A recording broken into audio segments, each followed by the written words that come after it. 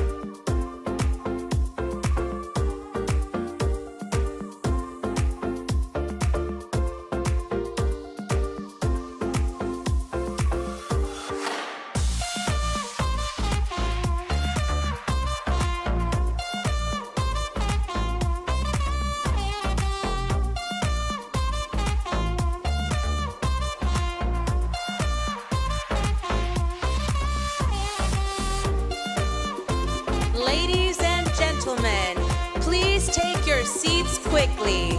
This afternoon's program will begin in 1 minute.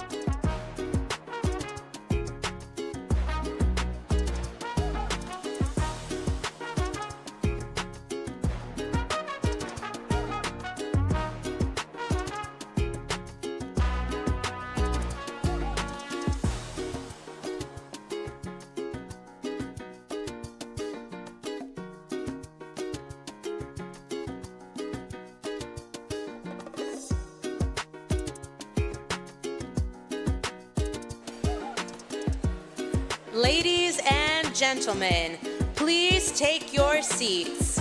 This afternoon's program begins now. Please welcome your host for this afternoon's luncheon, NALEO Second Vice President, Treasurer, Coconino County, Arizona, and Chair of the National Association of Hispanic County Officials, the Honorable Sarah Elena Benatar.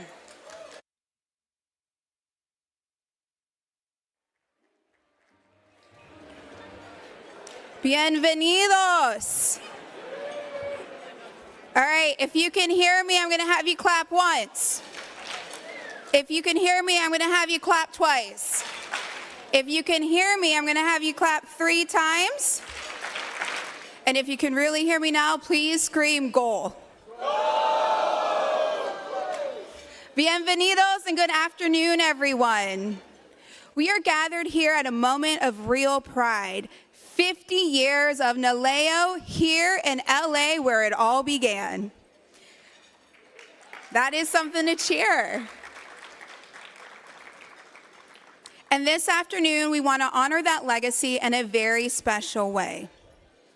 On the occasion of our 50th anniversary, NALEO is proud to introduce a new tradition, the NALEO Golden Legacy Award. Today, this award is recognizing an individual whose connection to NALEO stretches back to its very roots, and whose contribution to the founding mission of this organization has extraordinary and lasting. One of our inaugural recipients was among the first Latino chiefs of staff in the United States House of Representatives, and Chief of Staff to our NALEO founder, Congressman Edward R. Roybal. This individual had a vision and was a forefront of helping create both the Congressional Hispanic Caucus and NALEO, two institutions whose missions were to develop the kinds of Latino leaders who are in the room today. And I personally could not be here without the legacy that he has left behind. He has served in the Carter administration as Director of Legislation for Action and Peace Corps, and here in Los Angeles as Chief of Staff to Congressman Edward R. Roybal. He helped secure the first congressional funding for AIDS research at the National Institutes of Health, at a moment when doing so was neither popular nor safe. He stood behind that amendment because it was right. That is the kind of public servant Dan Maldonado has always been.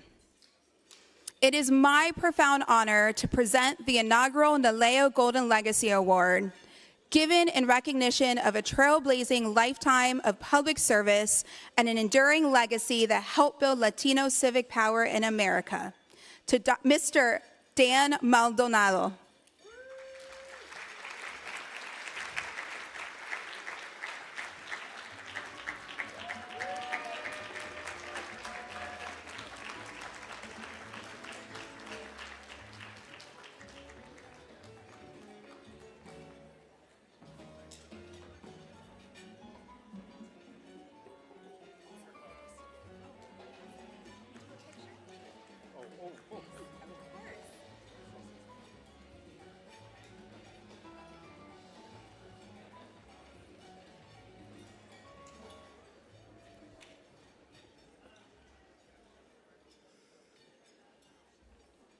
Sarah, thank you for the very generous introduction.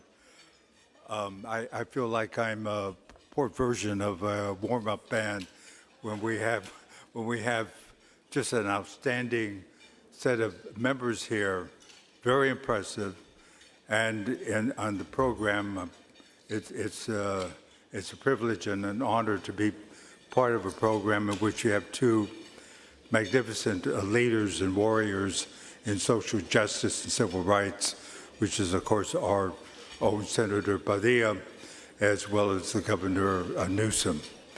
So I'm privileged that we have this opportunity. I want to acknowledge the cheerleading group. Where are you? Oh, you're there. Okay.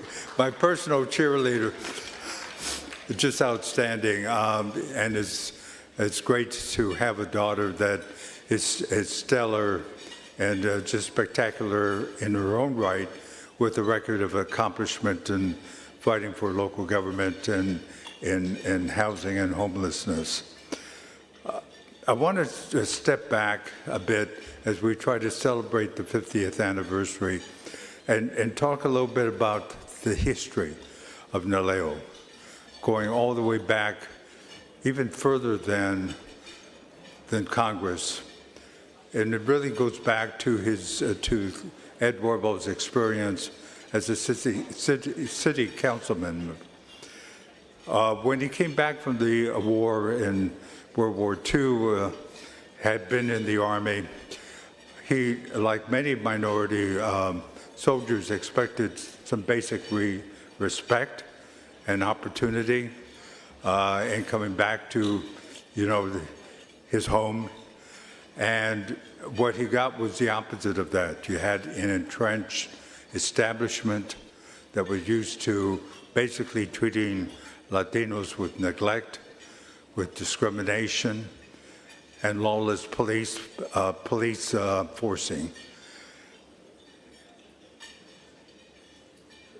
Well, Roybal did not stand still for that. He formed a community service organization, which was the grassroots, multi-ethnic coalition on which he would build a political machine to move the city council and finally to win election to Congress. And so he became the first Hispanic a member of the City Council. What's important in this experience is that that organization was also had statewide aspects to it. So a lot of the pro-labor, multi-ethnic and progressive interest was reflected in some very dedicated leaders in the community, including Dolores Huerta. And very much part of his agenda was making sure that labor rights were protected and treated with equity, as well as that housing discrimination was finally put a stop to. He took that 12 years of experience and continued to work through the community service organization with the idea of building on that a strong Latino voice that could not be ignored, that needed to be addressed and acted upon in terms of the issues that we faced during that time. When he finally got elected to Congress, he began to think through of how he took that experience and mapped out an approach at a national level. So when I joined him in 1971, early 1971, it was very clear on that first day when I walked in and he sat me down and walked through a breathtaking agenda on not just the legislative side, but on the political organized side as well. And so what we saw was the need to put together a political vision of a national movement in terms of Latino representation, registration, a voice that would be taken seriously, that could not be ignored as it had been. And so with that, there were a couple of actions that took place. So later in that same year, it was amazing that we just immediately went from a discussion to actually putting together the planning and the convening of a UNIDOS conference. And this UNIDOS conference, very ambitious, covering a lot of territory, was a call to activists and political leaders from across the country to come to Washington and to sit down and try to reach consensus on the plan of action in terms of that experience that he had built around the CSO. So we started to put together an agenda that probably was overly ambitious.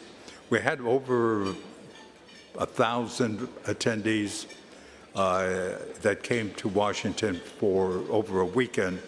And it probably was overly ambitious to try to get everything accomplished in one weekend.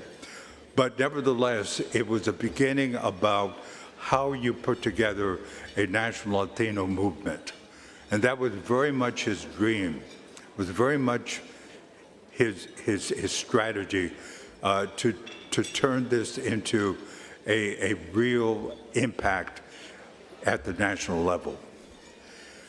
In 1974, we took advantage of the fact that the Democratic Party had called for a midterm conference, and that was used as an opportunity to pull together 150 Latino delegates, most of them political leaders and activists, that would focus on one thing, is how you influence not only the platform for the 1976, but most importantly, how you begin to establish a national caucus of local, state, and federal officials.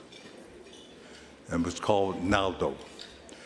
And so NALEO became, and of course evolved, into NALEO. And what's important in this point was that was built around the experience when he was when he was the founder of the community service organization, but also in terms of how you begin to kind of mobilize a political aspect to this effort of creating a Latino voice. With that in mind, by, I would say, the middle of September, we had planned out two things. One was there would be a Congressional Hispanic Caucus that we're all aware of, and there would also be a NALEO. Okay, and of course that got formalized in 1978. But what's important in this is that NALEO was not the stepchild of the caucus. It was not a divorce. It was a marriage of the two organizations in terms of creating this Latino voice nationally. And so the role of NALEO is extremely important and critical, especially in times that we are living in, where we've got voting rights protections that are being attacked. We've got safety net programs that are being decimated, shredded. We've got ICE and CPB that are allowed to just kind of on their own decide to raid communities, to go in and to create harm. And so, and what has resulted has been serious injuries, blindings, and death. So the role of NALEO is one of responding to that. And each one of you as a member know what that's about because you live with that every day in your own community and your own representation. And it's important that there is a kind of support in order to kind of move that agenda of response forward. And so it is impressive to see NALEO assembled here today. And quite frankly, I see NALEO as really closest to the original Ed Roybal vision, okay, of grassroots, people involved from bottom up, pulling all the resources together to affect policy change, to do voter registration, to deal with immigration reform, and to address safety net impacts. And so my view is, and one I think probably would, if the congressman was here today, would say, that's great, we've got a lot more work to do, okay? And my belief is that NALEO can take that commitment, that relentless commitment to respond to a greater height. Thank you.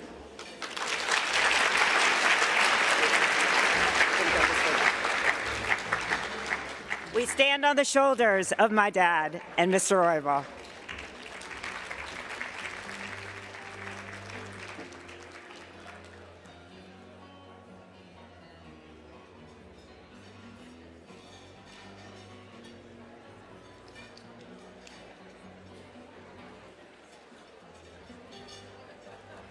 Buenas tardes, everyone. All right, Wells Fargo. One more time, buenas tardes. Eso mero. Let's give one more round of applause for Mr. Dan Maldonado. We thank you for what you've... Is this on? Okay. We thank you for what you've built and what you have helped us become. Thank you, Mr. Maldonado. So thank you to the NALEO Second Vice President Sarah Banatar, who introduced, and thank you all for being here. Give yourselves a big round of applause. Oh, andan comiendo. I'm thrilled to be here with all of you and see so many familiar faces and see the incredible group of public servants who fight every single day to make our life better for our communities. This is why it's my pleasure to introduce our next speaker, a leader who has championed community engagement and investment in San Diego, and who recently made history, becoming the first mayor from San Diego and the first openly LGBTQ plus mayor to serve as president of the United States Conference of Mayors. Please join me in welcoming the mayor of San Diego, California, the Honorable Todd Gloria.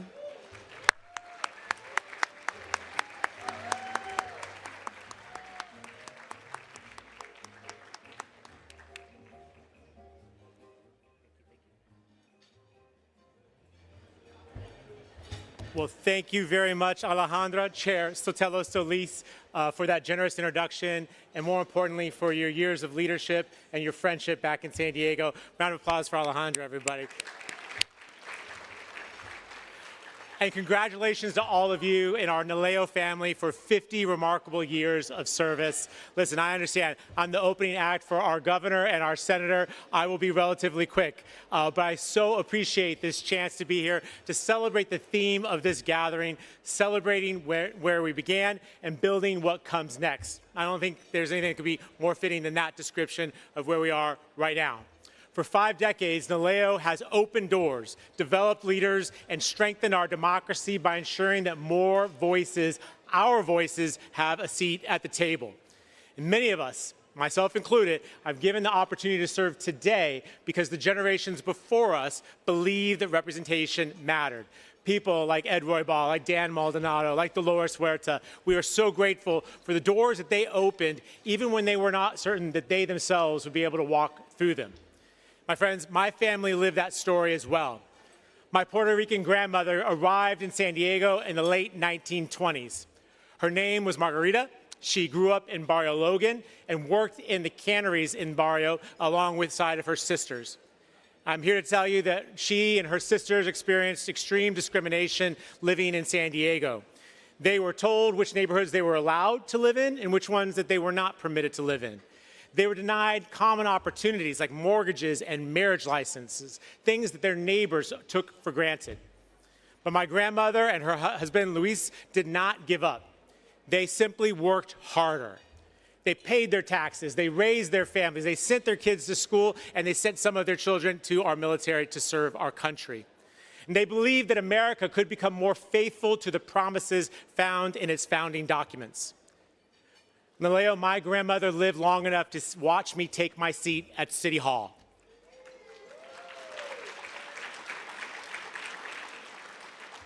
The office once occupied by the architect of Prop 187 now bears her grandson's name. Now, I think my grandmother would be proud, and I know that she'd be grateful for organizations like NALEO that made stories like mine possible. And friends, progress is never inevitable. Every generation has to earn it. And as our nation marks its 250th anniversary, that responsibility belongs to all of us. The work of strengthening our democracy doesn't happen only in Washington, D.C., although we're extremely grateful to Senator Padilla for representing California in D.C. Am I right? Round of applause for Senator Padilla. Yes, absolutely. But this work doesn't just happen in Washington. It happens in city halls, in county offices, in classrooms, and in neighborhoods where people experience government through the decisions we make every day. And looking around this room, I'm told that we have over 400 elected officials, mayors, council members, legislators, school board members, public servants from all across America. And we come from different communities and from different experiences, but we all share the same mission, that we are aiming to make life better for the people who've entrusted us to serve. Last month, I was sworn in as the president of the United States Conference of Mayors. Shout out to Antonio Villaraigosa for being the president a number of decades ago and paving the trail for myself. Our nearly 100-year-old organization brings together 1,400 bipartisan mayors from all 50 states. And we don't agree on everything, but regardless of party or geography, we all understand one simple truth, that people judge democracy by whether government delivers. Can a family afford a home? Can a child walk safely to school? Can a small business succeed? When we answer those questions with results, We strengthen faith not just in our local government, but in our very democracy itself. And that's why local leadership matters, why so many of you are doing such important work back in your home communities, because we are the ones that respond to emergencies. We're the ones that balance our budgets. We are the ones that are working every day to improve public safety. And we work hard to ensure that every member of our community feels seen, valued, and protected. In San Diego, we have strength and trust with our immigrant communities by making it crystal clear that everyone should feel safe reporting crimes, seeking help, or knowing their rights under the law, regardless of where they or their parents were born.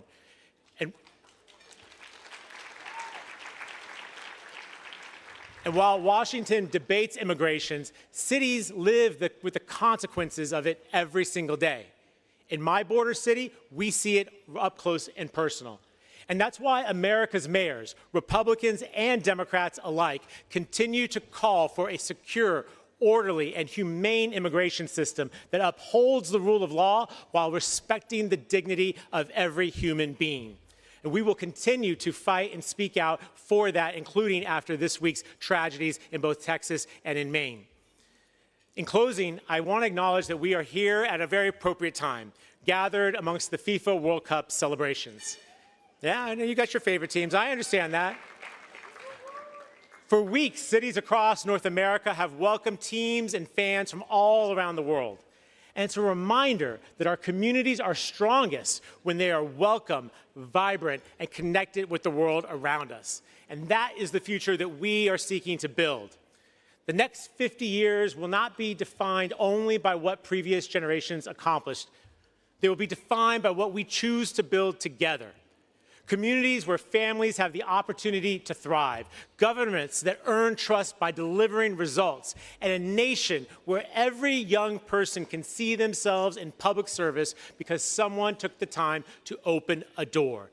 That is NALEO's legacy, and now it is our responsibility.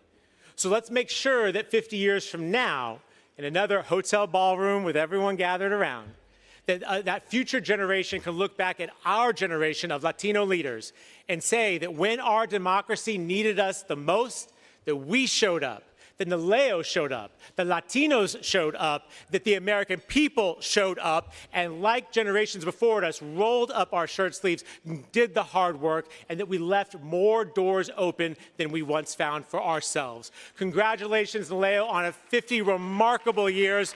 Thank you all for being here and for your leadership. And God bless you, and God bless NALEO.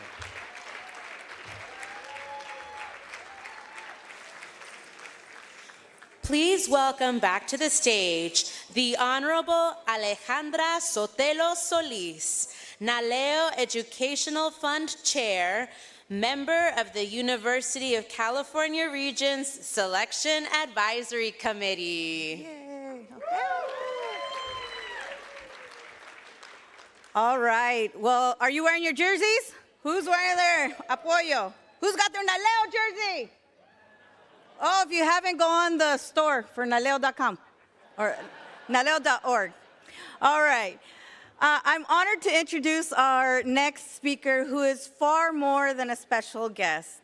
This individual's history with NALEO goes back decades, having served as NALEO's president from 2012 to 2015. Ladies and gentlemen, please join me in welcoming to the stage United States Senator from California, the Honorable Alex Padilla.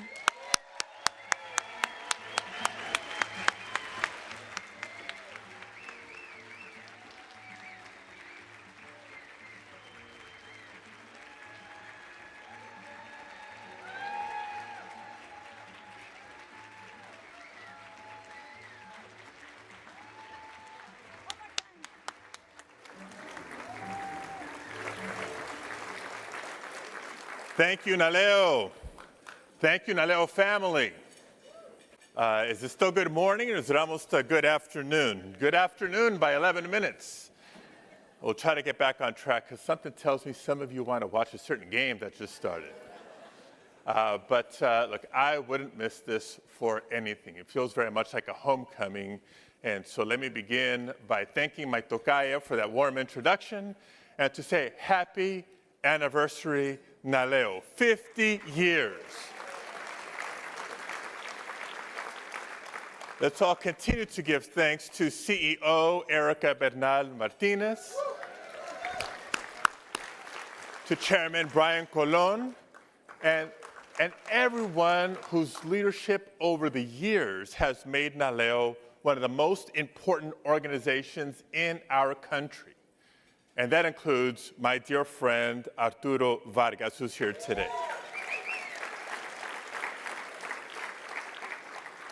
Look, you just heard from the man himself, from Dan Maldonado, that 50 years ago, Congressman Ed Roybal and his allies founded NALEO because at the time, too many Latinos were shut out of participating in our democracy. We've come a long way. But 50 years later, we're still fighting for representation, to be treated with dignity, for equal protection under the law, and to fully participate in our democracy. With Ed Roybal's vision and a lot of work, we have made progress. Just look at this room. Never before in American history have there been more Latinos registered to vote or more Latinos elected to office. Never before have we held more seats or had more political power. But while we celebrate progress, millions of Latinos across the country right now are wondering if anyone, including their elected representatives, is fighting for them, for their families and friends, for people like Ruben Ray Martinez, Silverio Salgado Abrajo, Silverio Villegas Gonzalez, Lorenzo Salgado Arajo, and Juan Sebastian Guerrero, all killed at the hands of Trump's ICE. Ruben was a United States citizen, and at just 23 years old, he had a whole life ahead of him. Silverio was a father of 3 and had just dropped off his sons at school. And Lorenzo was the husband who proudly provided for his family. He was on his way to work. And Juan, in what may or may not be another case of mistaken identity, was also here with lawful work authorization. NALEO, we are in the fight of our lives for our lives.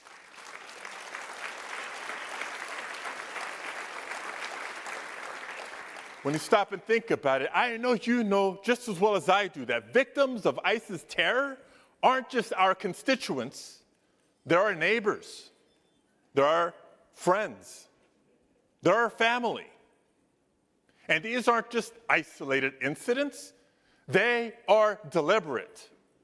They are the predictable result of an administration that has chosen to try to govern through fear and intimidation.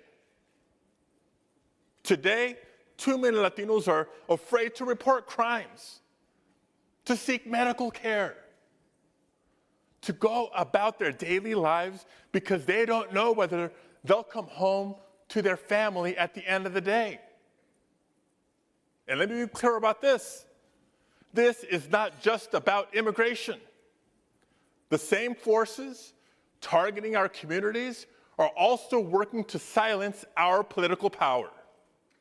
They're manipulating congressional maps, they're attacking voting rights, they're undermining confidence in our elections. Just like they're trying to decide who gets to be an American, they're trying to decide whose voices count in our elections and whose don't. We cannot allow them to get their way. Now, I know what happens when this administration tries to silence people who speak out. You remember. But I also hope you remember what happened immediately after I was forced to the ground and handcuffed. I stood back up.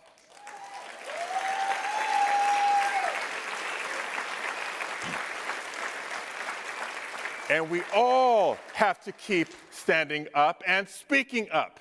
Because if they can intimidate people out of their neighborhoods today, you know they're going to try to intimidate them away from the polls on election day. They know Latino political power is growing.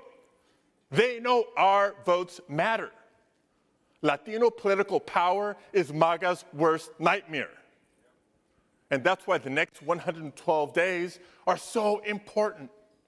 Not just because there's an election, but because we must decide what kind of country we will leave for our children and our grandchildren. Will we allow fear to divide us? Or will we use our power to organize and to mobilize, to defend our democracy that generations before us fought so hard to build? This is our challenge, and it's our responsibility to stand up and speak up and step up. We inherited more Latino political power than the previous generation, and by God, we will not be the generation that lets Trump take us backwards. So let's get to work.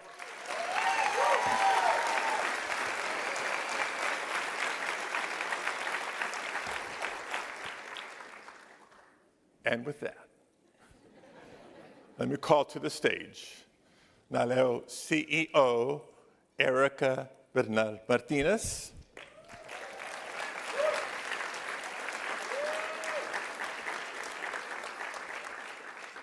and my friend, the governor of the great state of California, the Honorable Gavin Newsom.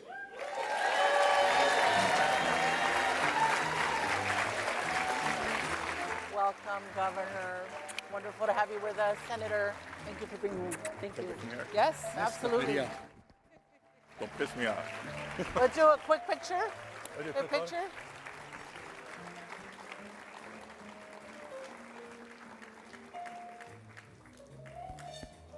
All right. Buenas tardes, NALEO.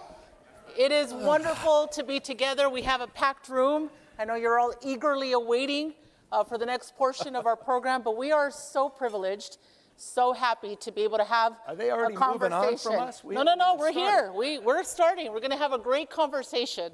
First of all, thank you both for being here. Good to be Senator, here. welcome home. Governor, welcome to the NALEO house party. The house We're party. happy to I have like that. you. Yes. I like that. It's good to be with you. We have been hearing some really important things. Senator, thank you for your very important, passionate words and your message. Both of you have been champions and very strong advocates for working families and working people. You've shared your stories. Senator, your parents, your father, a shorter cook. Senator, Governor, your mother who would bring in borders to help pay for the rent. Tell us about why and how those experiences that you had with your families, with your parents, shape the type of leaders that you are today. Well, I'd love you to start because you just triggered something. I remember I had the privilege of being on a Zoom with the senator. He wasn't senator at the time, and I knew something he didn't. He thought he was getting an interview. I already had made a decision, but about the Senate seat. And we just started just talking, and then both of us found ourselves tearing up, talking about our parents, particularly you talking about your father and your journey. And if there was any hesitation, there wasn't. That was the imprint, the why, and what separates the character, the quality of the individual from the politician. And I'm saying this, I'm in the right audience, as someone so connected to this larger cause, but no one with the kind of character of this person that I had the privilege of appointing. And that character was shaped, that imprint, from your parents and your remarkable personal journey. Yeah. No, absolutely. Well, first of all, thank you. I think that the two things that come to mind on your question, Erica, are number one, my parents, my dad was a short order cook, my mom used to clean houses, very honest work, hard work, and seeing their constant daily struggle, sacrifice. They always made it very clear, right? Life was not easy, but they were doing what they did, not for their own benefit, but for that so my sister, my brother, and I could have better opportunity, right? The definition of the American dream. Our story. Have the next generation have it better. But to see the daily work that it took to try to create those opportunities leaves that impact because it's so indicative of most families across the country. Maybe your first generation, maybe your family's been here for 10 generations. Like, the goal is still work hard, play by the rules, try to get ahead. And I think added to that were the constant experiences and storytelling of how many of my uncles were still in Mexico, or how many of my cousins were still in Mexico, the connection to where we're from, pride in where we're from, but building a life here. Yeah. So you take those two together, and again, that perspective of life ain't always easy, nor should it always be guaranteed to be easy, but it should be fair. Yeah. And the American dream needs to stay within reach. Right now, there's a lot of attention on things are just way too expensive, and they are, but beyond just being expensive, they're just hard. Yeah. You know, access to health care, college admissions, just all the things that we thought were basic are just too hard these days.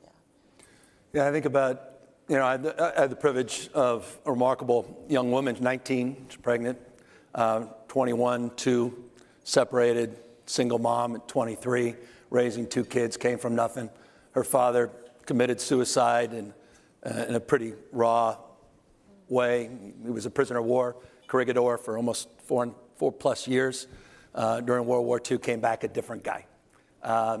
And so that shaped her life.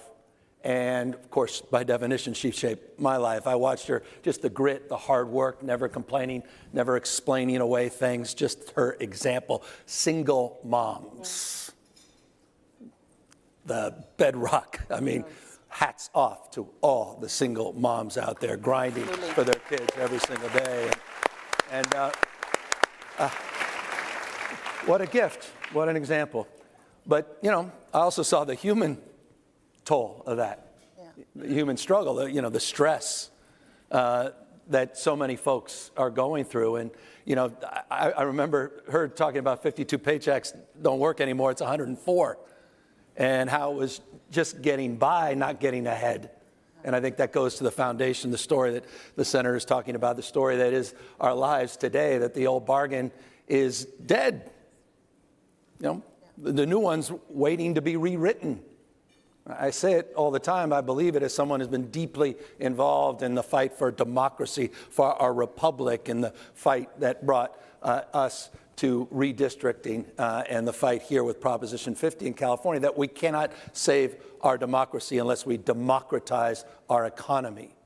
It is foundational, the struggles of working families, not just working moms, what's happening in this country. The old bargain is dead, and AI is going to finish it off. And we need to wake up to that foundational reality. So let's talk a little bit more about that. The data tell us that for the first time, people feel like the generation coming after them may not be better off, may not have their piece of the American dream. Can you both share some thoughts with us, room full of public policymakers, and tell us about the role you think public policy leaders can do to help shape the next version of the American dream that people, I think, still aspire to, certainly in our community? Well, look, 10% of people own 2/3 of the wealth in this nation. That same 10% own 93% of the stock market. 30-year-old today is doing worse than his or her parents for the first time in U.S. history. If that's not a 5-alarm fire, I don't know what the hell is. We were sitting there, some of us at least, celebrating the best of Roman Republic, Greek democracy on July 4th. You know, the vision of our founding fathers, co-equal branches of government, co-equal branches of government, popular sovereignty, rule of law.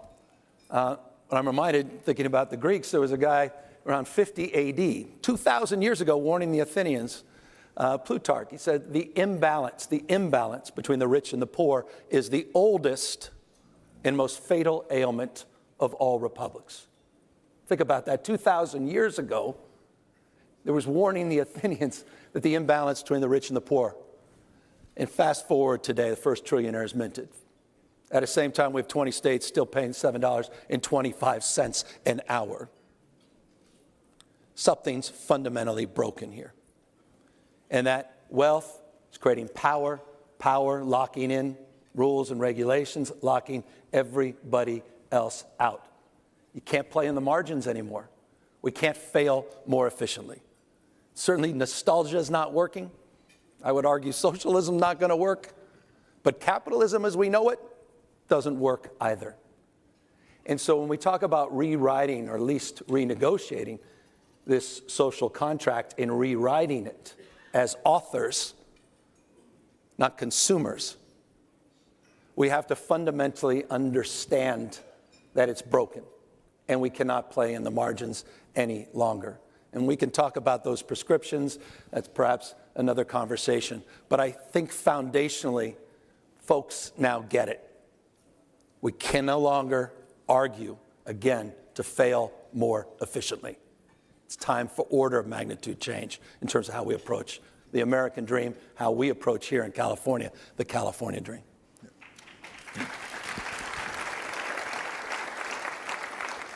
So before we took the stage, I was sharing with the governor a little bit my experience from my time on the board, my time as president, and part of NALEO's strength, what makes it unique, and what I love about NALEO, right? It's not just federal officials and issues, it's not just state officials and issues, it's not just local officials and issues, it's everything. And by the way, it's not Democrat or Republican, it's nonpartisan, it's us coming together. And I lay that out because you ask about policy. Yeah. And there's a lot of policies, ideas, and solutions that are out there.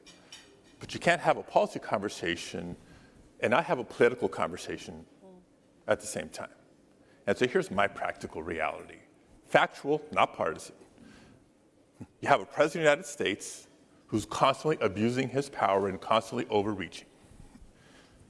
You have a Supreme Court, judiciary broadly, but the Supreme Court especially, who may have gotten it right on the birthright citizenship case, barely, but on others has continued to give this chief executive more and more power over federal government and federal employees. And you have Congress, a separate but co-equal branch of government, whose current majority is failing to live up to its job. So I would love to get back to the place where we can have that debate of ideas and solutions. We're not there right now. We've got political work to do. We've got political work to do for the next 112 days to at least restore a check and balance in Congress. And then, whether it's January of 2027 or January of 2029, let's be ready with the playbook, because this administration came in with a playbook called Project 2025. So that's the work we need to be doing right now, the organizing, the mobilizing, the getting out the vote, and in the meantime, putting those policy solutions and plans in place so we hit the ground running as soon as we turn this political ship around. Yeah. And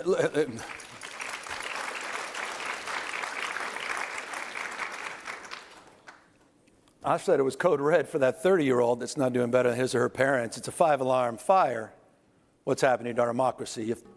It's a corruption story, the Trump administration. I think Senator's being generous here. I mean, it's not the rule of law anymore, it's the rule of dawn. I hope it's dawned on everybody what's going on in this country, what's going to happen Thursday night, primetime speech, what happened in Fulton County, what's happening all across the United States, what happened here,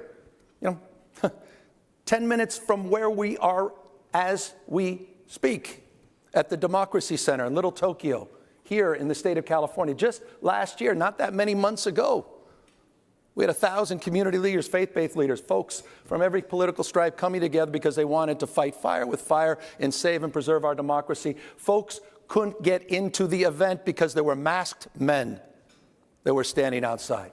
A guy who looked like he came off the Burbank lot in a 1930s movie, dressed up accordingly by the name of Bovino. Greg Bovino was there. No ID. No one recognizing what agency they work for. We said at the time it was a preview of things to come. Just as we said, after 4,000 of our National Guard were federalized, 700 active duty Marines were not sent overseas. They were sent right here in LA, the second largest city in the United States of America. I will never forget, on Election Day last year, on Election Day, The BORTAC teams, these are the Border Patrol Tactical Units, the Apache helicopters, these guys all dressed up as if they're going into a military operation. They were staged before the polls opened right in front of Dodger Stadium in order to send a message to our diverse communities: you may not want to show up and elect and vote. These guys are not screwing around. Donald Trump is not screwing around. He does not believe in fair and free elections. We will lose our country if we do not take back the House of Representatives. No more important race in our lifetime than getting Speaker Jeffries that gavel this November. None, in my perspective.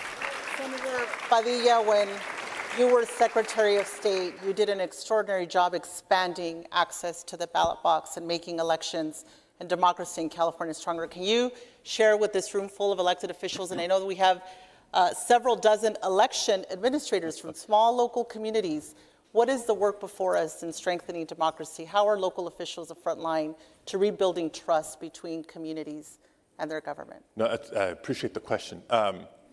And by the way, you don't just have to be an elections administrator to be in this business, because whether you're a county official, you have a say over how elections are run in your jurisdiction. If you're a state legislator, you can change the laws in your state to make it not just safe and secure, because elections are, but voter friendly, just accessible. That's what voting rights are fundamentally about. When I'm debating in committee or on the floor of the Senate, my colleagues across the aisle talk a lot about, we need to make it easier to vote but harder to cheat. Right? We got the harder to cheat part down. Every study, every audit, every report, every review shows voter fraud is exceedingly rare. There's zero evidence of the massive voter fraud that Trump and his allies want you to believe. That's fact. Where we have failed is not making it easy enough to vote for a lot of people across the country. I like to think California is the gold standard. Working with Governor Newsom when I was Secretary of State, we made the changes to automatically send every registered voter a ballot by mail. Vote by mail is safe and it's secure and it's very convenient. Imagine that. But we also went a step further, because my dad was not a fan of vote by mail. He wanted to see the ballot go in the box with his own eyes. Yeah. But there's better in-person options too, right? Flexibility anywhere within your county, not just on one day, but over the course of multiple days, in-person early voting, ballot drop boxes. Like, the playbook is there.